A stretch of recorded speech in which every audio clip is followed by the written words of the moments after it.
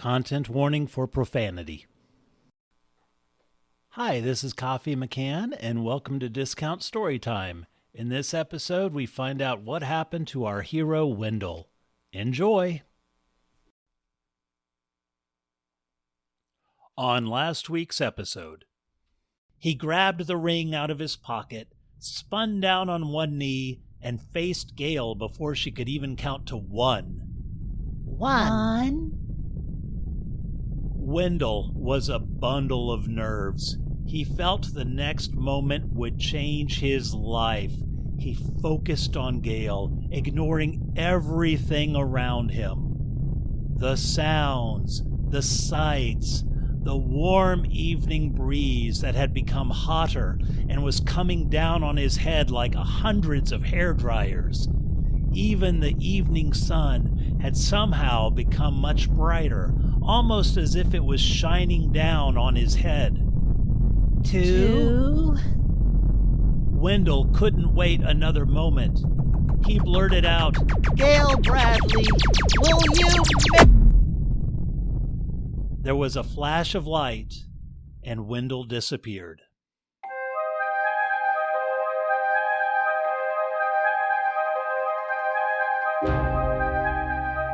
marry me?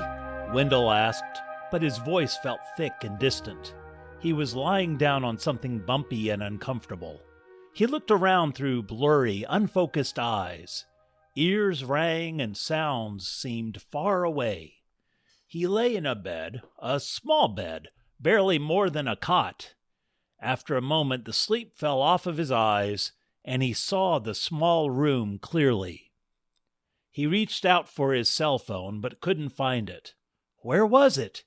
He got up and wobbled around the room in the dim light.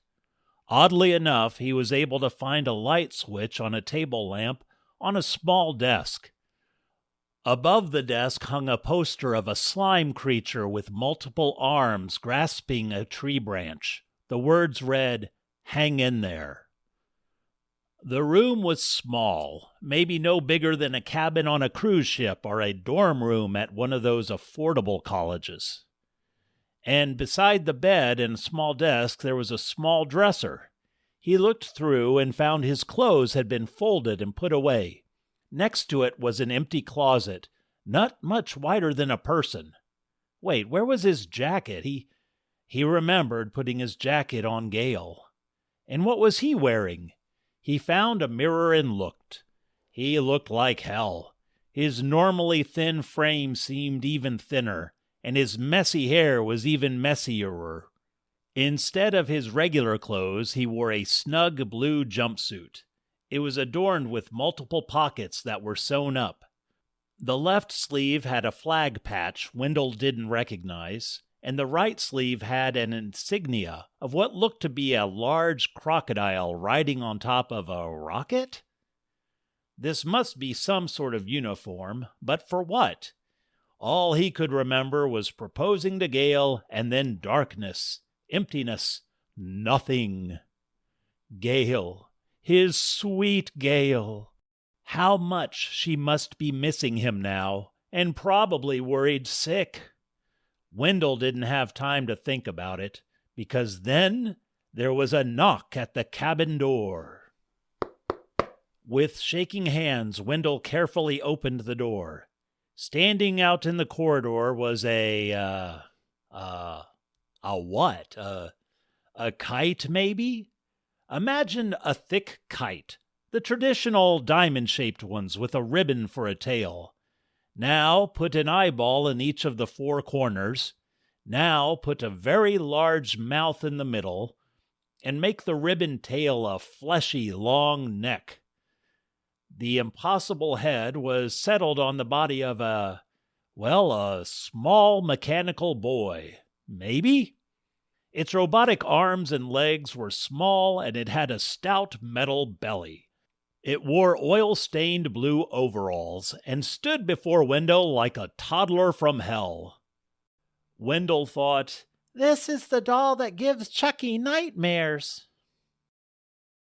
The little mechanical arm popped up and waved hi. Hi, I'm Benny.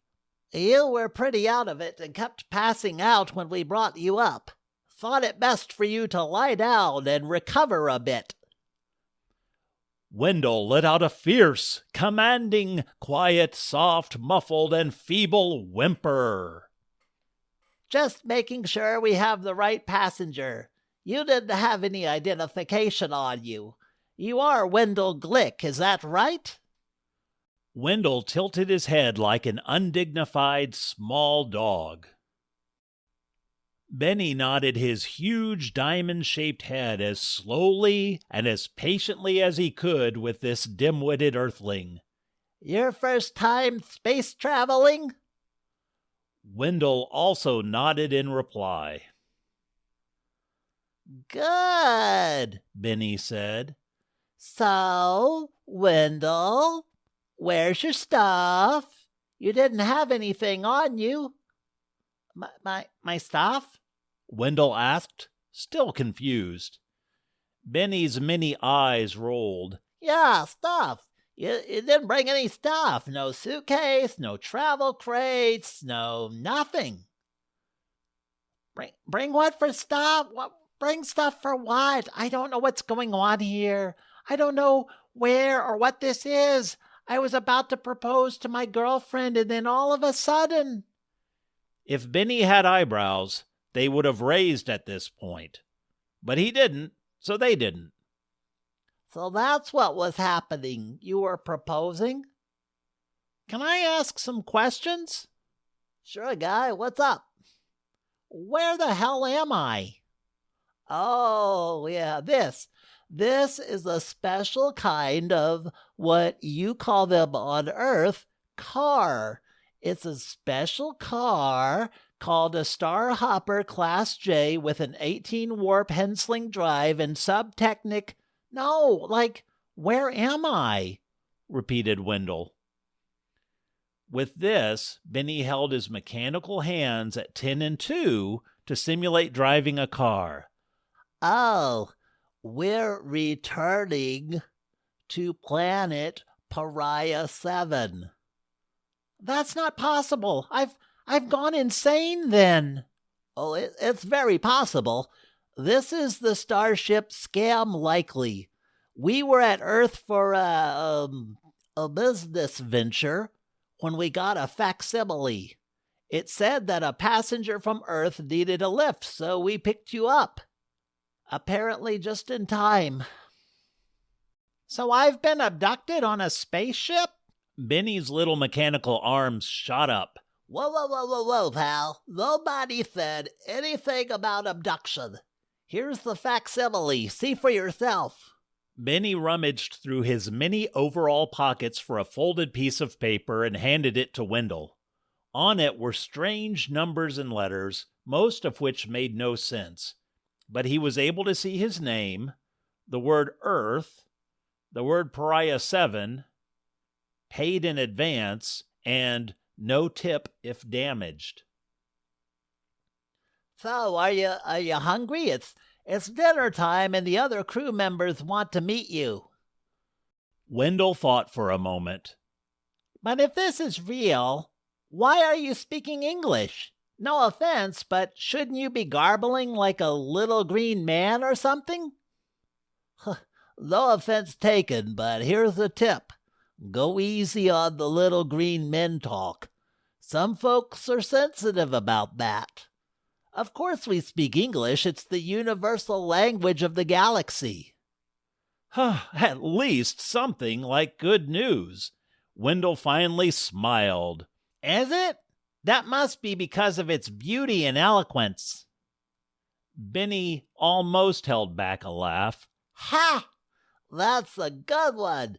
But no, English is the first language of almost all species because it's the simplest. After mastering English in our infancy, we move on to actual complex languages. Eloquent. English is the galaxy's version of baby jabber. Benny saw Wendell's shoulders droop and patted his forearm. Oh, don't be a sad little guy. You're probably just a hungry boy. Let's go put some yummies in your tum-tum. Benny's little robot body gave a few whirs and clicks. Then he walked into Wendell's cabin and pulled out what looked to be a rubber stamp out of his pocket. It had dials and spinning parts that looked like lettering, and Benny kept making adjustments.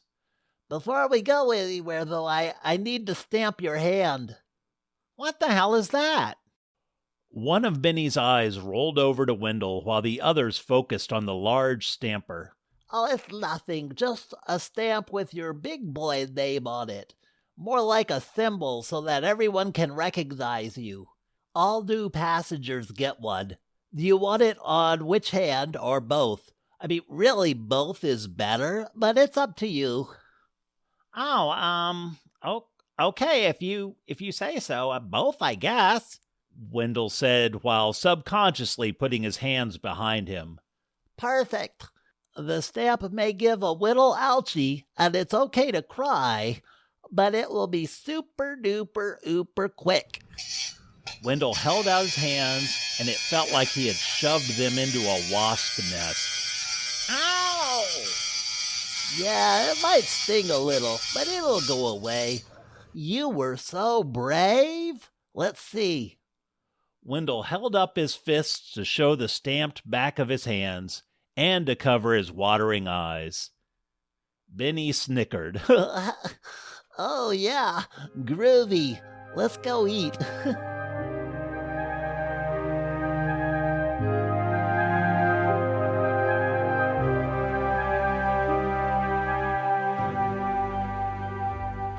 The ship's corridors were not at all what Wendell was expecting. In the science fiction movies of his childhood, spaceships were always military-looking and gray. However, these walls were covered with yellow and brown floral wallpaper, just like a grandmother's house. Wendell's steps felt squishy, and he looked down to see bright green, thick shag carpet. Framed pictures with galaxy shots, logos in the corner, covered the corridor walls. Some were of odd creatures with varying degrees of eyes or limbs or mouths. Some smiled into the camera, while others looked off thoughtfully with chins or mandibles resting on hands or tentacles. Many wore assorted feather boas, satin gloves, or feathered hats. In the next corridor, the walls held many landscape paintings of planets, night skies, seascapes, and deserts. They were amateurish, but lovely looking all the same. Nice painting. Who does those? Oh, that's our pilot, Kumar, Benny said. Painting calms him so he doesn't murder new passengers. Benny's eyes narrowed. Although I haven't seen him paint in a while, I'm sure he will like you, though. You're safe. Probably. His upper lip curled to either a smile or to bare teeth. Wendell's spine went cold. They walked into a large room that must have been the mess hall. The walls were covered in, again, yellow and brown floral wallpaper. Most of the space was dedicated to a large round table. Two figures were present and smiled at him. The first one was tall and spindly, with long skeletal fingers on long skeletal hands on very long skeletal arms. His face was long, triangular, and pale white. Two large black eyes took up most of the facial real estate. He wore a crisp navy blue pinstripe suit with a wide green tie poking out from wide shirt collars. "Good to see you are awake and clothed, and even up on your hind legs like a big boy. I'm Captain Zetz Montgomery. We are sure glad you're here. You've met Benny, and this is our navigator, Dolly." Dolly. How to describe Dolly? Imagine a snail. Now make the shell much smaller, almost a backpack. Now imagine the snail has arms and is hunched over with a cane. Make that about 1,000 years older, and you're starting to get an idea of what Dolly looks like. A combination of a snail and a sweet old grandmother. Oh yeah, and she also wears a necklace made out of bloody skulls. Oh, look at you, Shug. I could just eat you up. Thanks, hi? Wendell, who was never one for meet and greets, really just wanted to go home. Not to his cabin, not anywhere else. Home. Dolly slid over and gave Wendell a great big grandma snail hug. Her skin, or mucus, or whatever it was both sticky and dry, but her hug was warm and comforting. Surprisingly, Wendell felt his nerves settle a little. Not enough to really help, but a little. Zetz pulled Wendell free. "Q-Ma, our ship's pilot, is not going to join us for dinner. He's got something, well, it's personal for him, really for all of us. You'll meet him tomorrow." Zetz then led Wendell to a small chair. "And we've even got you your own special chair, because you're our guest of honor. Yes, sirree, yes you are, sport." The small plastic chair had a partition at the front of the seat to maybe hold him in place. But for what? Wendell had the urge to make a run for it, but where would he go? If this is real, that he really was on some type of, well, aircraft, spacecraft, whatever, he couldn't escape. Deciding there was no foreseeable way out of this, he took a seat. His long legs stuck out at odd angles. Zetz tousled Wendell's hair and reached behind the small chair for a plastic tray, which he clipped onto the chair arms. "Zappo, this'll work perfectly." Wendell wondered darkly, perfectly for what? Benny, who had been absent, returned with a small cart filled with serving dishes. Everyone but Wendell took dishes and passed them around. Then Benny grabbed something off the cart and set it on Wendell's little plastic tray. "And for the special boy, some big boy food. Do you need me to cut this up for you?" He set down a green plastic plate with, well, dinosaur-shaped nuggets and fries. He also gave Wendell a green plastic cup with handles, a lid, and a spout to drink from. Dolly enthusiastically nodded her head. "Eat up. You haven't eaten in days. You've had no nutrition outside of your vitamin suppositories." Wendell whimpered. He was both starving and nauseous. He finally decided to eat. He may need his energy to, escape? Maybe. But what if the food was poisoned? But what if it wasn't? Everyone looked at Wendell and smiled encouragingly. Wendell thought it was worth the risk and took a French fry. He almost dropped it when the group eagerly clapped their hands and said, "Yay!" The French fry was crispy and very bland. He tried the nugget and the same thing. So bland. I don't mean to be rude, but, well..." Zetz looked up from his food. "Yes, sport?"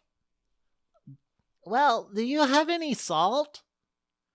At that, the group looked at each other, shrugged, and looked back at Wendell. "What is salt?" It goes on food to make it salty, I guess. Never mind. It's fine. Thank you." Zetz got a concerned look. "Oh, is it good, Wendell? We kind of figured your kind would like something like the chair, more, developmentally appropriate." Wendell's face scrunched, and Dolly quickly stepped in. "Something for big boys, he means. Earthlings are big kids, aren't they?" Benny snickered and muttered, "More like IDIOTS." Dolly shot him a look. Don't be rude. I'm sure Earthlings have done lots of... And just trailed off. They ate in silence for a while. Wendell reflexively kept reaching for his phone, but caught empty pockets instead. Zetz noticed. Are you looking for something there, sport? Oh yeah, sorry, must be a habit. I'm so used to having my phone with me. Your phone? What? You say your phone? Zetz pointed to a green rotary phone hanging on the wall. No, not that kind of phone. A small phone. It fits in your hand and is as powerful as a computer. You can talk on them, but also take pictures and listen to music and read the news and... They all stared at him. Benny, who was not buying it, asked, So how do these magic phones work? They, cell towers, I think. And about the satellites, you saw them, right? Coming to Earth? Oh, your space trash orbiting your planet? Yeah, we got rid of all those for you. It looked messy. Like, you need to learn to clean up after your... Dolly jumped in. That's enough, Benny. Then turned to Wendell. It's okay, sweetie. You don't have to make up stories to impress us. No, I'll show you. My phone is... Then he realized his phone was on the park bench back on Earth. Damn it. But we've done other things. We put a man on the moon. Zetz nodded. Oh, you did? The moon? The one right next to your planet? Wow, that's really something to be proud of. And the group clapped for him. Yay! And we put a rover, like a little car on Mars. That's one of our neighbor planets. And we sent a telescope, maybe a few, I think, out into space. Telescopes? Oh, that's nice, sweetie, Dolly said at seeing Wendell getting worked up. No, like big telescopes, and they can see really far. Oh, that's nice. How far? Really out to the corners of space places. He then went silent and went back to his no-salt dinosaur-shaped nuggets. Zetz tried changing the conversation and asked, Are you having your stuff sent another way? We didn't see any stuff. Identification? Luggage? Anything? Benny chimed in. Right? Who moves to a planet and doesn't at least have a suitcase? I mean, what a C-U-N. Benny, language at the table, Dolly snapped. Dolly then smiled at Wendell. Benny just said that you were very adventurous. That's all he said, is that you're a great big adventurer. Yes, you are.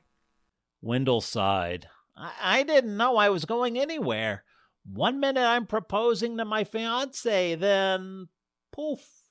Zetz grinned widely. She said yes? That's wonderful. Congratulations, sport.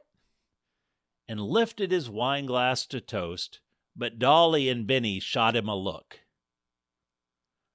I didn't hear the yes because I'm here now. Wendell wanted to change the topic, and he needed answers to other things right now. So, you said I was going somewhere, pariah or something? He was about to take a bite of his saltless French fry when he heard something growling from the plate. Zetz, without looking up, said, Eat up, sport, before your dinner gets sentient. Wendell looked down in horror at the dinosaur nugget as it grew a little mouth, and it wriggled towards Wendell and chirped, Daddy. Benny looked Daddy. up. Yeah, Daddy, quick, eat Daddy. it, Wendell, before it imprints on you. Then they're really hard to get rid of. Daddy. Daddy. No, I'm not eating that. It's Papa, talking. Daddy. Yeah, and it will start Daddy. reasoning with you in a I minute. love you, Daddy. Then what are you going to do? I love you, Daddy. What's happening? Daddy. Wendell said and squirmed away in his Daddy, chair. Daddy, Daddy, Daddy, Daddy. Oh, sweetie, Dolly said while picking up the nugget and bringing it up to Wendell's mouth. Oh, don't eat If me, food Daddy. sits too long in Don't eat me, space, Daddy. it grows a conscience. Papa. The nugget shook and cooed. I love you, Papa. I love you, Papa. I love you, Papa. No, thank you. No, thank you. No. He tried pushing away the nugget.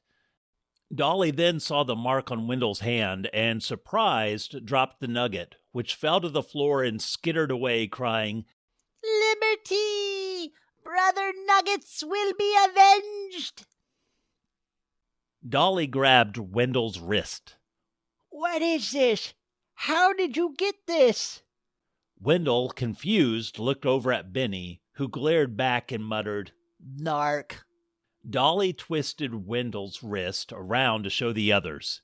Zet's eyes got even wider, if that's possible, and Benny snickered. Dolly was incensed. Benny, how dare you tattoo that word on a big boy? Wendell yelped. Tattoos? You said they were stamps. Benny rolled his mini eyes. Relax. They're temporary tattoos. They will fade away in no time like a Benzonian month, tops. A what? How long is that in Earth years? Benny thought for a moment. Oh, sorry, yeah, they'll be gone in only 50 or so Earth years. What? What do they say? At that, the crew became silent. Even Benny wouldn't say the word. Benny, feeling the heat for his actions, called into the corridor. What is that, Q-Bar? You said you need me to check the sub-out relay? Okay, I gotta go, bye. Benny rushed out of the room. Zetz poured a coffee for himself and for Dolly. Sorry about that, sport. Benny can be a handful at times, but he can't help it. He's a Benzonian, and they are the smartest, most diligent ship engineers you will ever find. But their genius also causes them to get bored easily, and a bored Benzonian is... A little shit, said Dolly and blew on her coffee. I was going to say mischievous, but yes, he doesn't mean ill. Now, tell me about this fiancé of yours.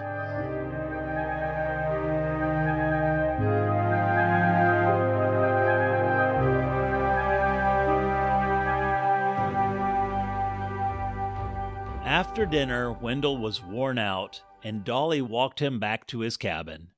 She offered to read him a story and tuck him in, but Wendell politely declined. She kissed his forehead and slid out of the cabin. Alone, Wendell found his thoughts racing, but like feathers in a tornado, he couldn't keep up with one long enough. Finally, exhausted, he walked over to the desk lamp to turn out the light and go to bed. Just as he was flipping off the Hang In There poster, his eyes caught a glint from a small trash can. Thrown away was a small plastic package. The front had a picture of his blue uniform. The label was in several languages, but the English label read, Space Captain Infant Onesie. Wendell looked in the mirror. Space Captain Infant Goddamn Onesie? He shut off the light, laid down in bed, put a cool pillow against his face, and screamed into it for 45 minutes before passing out.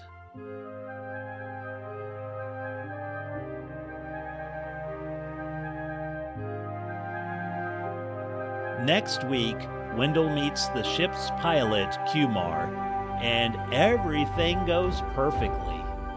Or am I?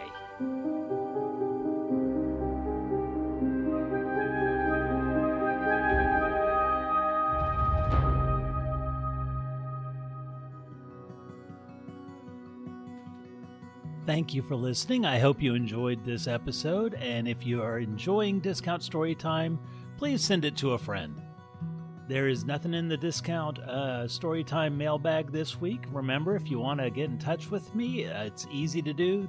My email address is mail@discountstorytime.com, or even easier, you can click on the link in the show notes, and that will send me a message. And if you do reach out to me, I appreciate it, and please let me know if it's okay to read your message on the show. Well, that's it for this week. Until next time, be sure to play nice with others, be super duper kind to yourself, and as always, remember to laugh. Bye!